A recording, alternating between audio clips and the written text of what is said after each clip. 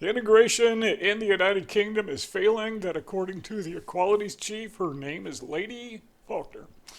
Her first name, I think, is Kishwar Faulkner, and she is a first generation migrant from Pakistan. How did she get the title lady if she's not British? My guess is she probably married somebody who was a lord, which makes her a lady. I don't know, I'm just guessing, but I've got news for her. She says integration is failing, and she seems to be nonplussed over this, unable to figure out how this could conceivably possibly happen, because all good little Marxists understand you can just have a melting pot of any group of people and they just all come together.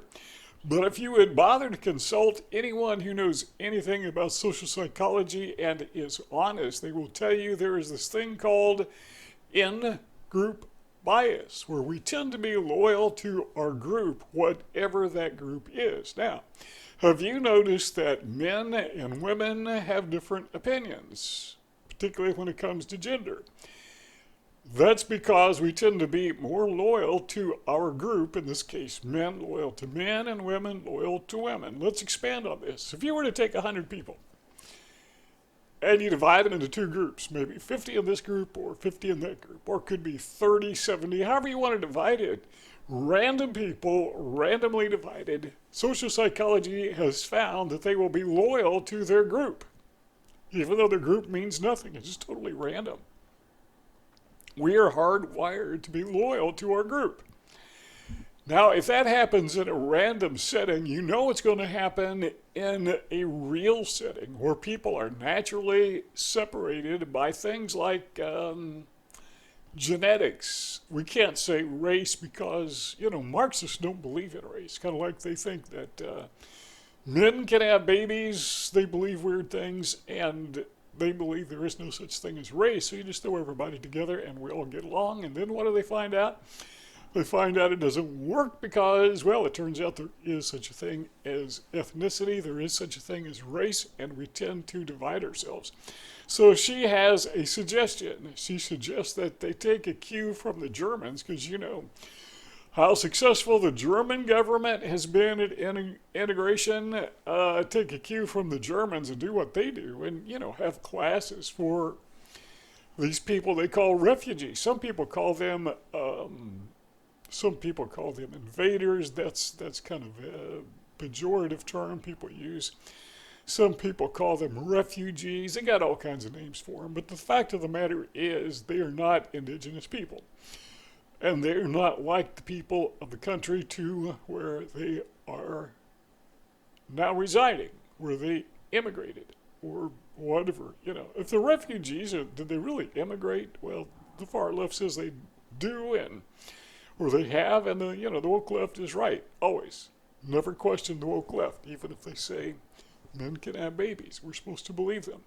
So these people are nonplussed. These people being the woke left. And according to the article that we found at the Telegraph, Lady Faulkner, a first-generation Muslim migrant from Pakistan who chairs the Equality and Human Rights Commission, EHRC. Do we have one of those in the United States? Department of Justice, maybe? I don't know. Called for new arrivals to the UK to be required to take an integration course, adopting an approach used in Germany. And yeah, it works very well in Germany. That's why they have no problem whatsoever. She also raised concerns about children living segregated parallel lives from school upwards, calling for better education on democracy and rights. These people are absolutely, positively clueless. They have no idea. Well, they're just out of touch with reality. I mean, you put people together, and they're going to gravitate toward people like themselves. We've seen that over and over and over again throughout, I don't know how many countless thousands of years have humans been on the planet. It's always been that way, and it's not going to change because the Marxists, the woke leftists, think it should. It doesn't work that way. And an example comes to mind. If you go to the Guyanas, the countries in South America that are, French Guyana, British Guyana. I don't know what they are. But there's three nations that collectively are the Guyanas. And about 3% of the population, and these countries are sparsely populated, by the way, because they're mostly uninhabitable terrain. But about 3%, from what I've read, of those countries are Amerindians, American Indians. None of the populations of the Guyanas are Hispanic. None of them, even though they're in South America. But the Amerindians have retained their identity, which is the natural thing to do. Okay, then there are the Indian Indians. So Indian Indians were brought to the Guyanas not as slave labor, but as indentured servants. And there's a bunch of them. And guess what? They have retained their identity. And then there are the Africans, who were brought to Guyana during the colonial era. They were brought there as slaves. And guess what? They have retained their identity. Every group in the Guyanas, every ethnic group, has retained its identity. They did not interbreed, they did not mix. There is no melting pot. It's kind of like putting oil in water. It doesn't mix. And the same thing happens when you take non-British people who are obviously different from the Britons, which again, the woke left denies because it doesn't fit their story, it doesn't fit their narrative, doesn't fit their ideology.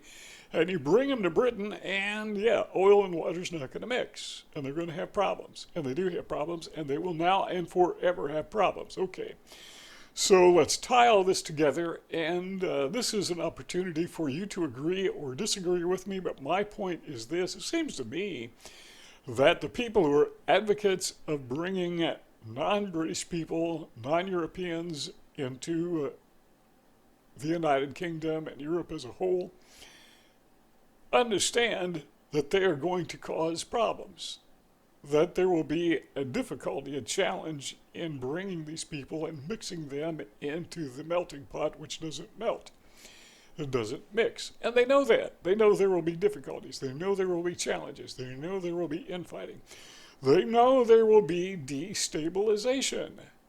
And it appears to me that they're doing that on purpose, by design, to destabilize Western nations. I don't know what they're afraid of, but they want to take down Western nations. Is it because they are opposed to free markets, which Western nations tend to embrace, and because of it they've enhanced the entire planet? Is it because they are intimidated by European people, scared to death they're going to do another Germany thing, like World War II? Are they terrified of that, so they're going to try to destroy Western people and Western countries? Is that why they're doing it? I'm not saying that's why, I'm just asking. So I would like to know your opinion, but that's how we tie all this together, or that's how I tie all this together. It seems to me it's by design. Who's designing it? I don't know. Take your best guess.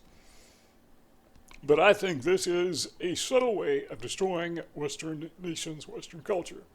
See you all next time.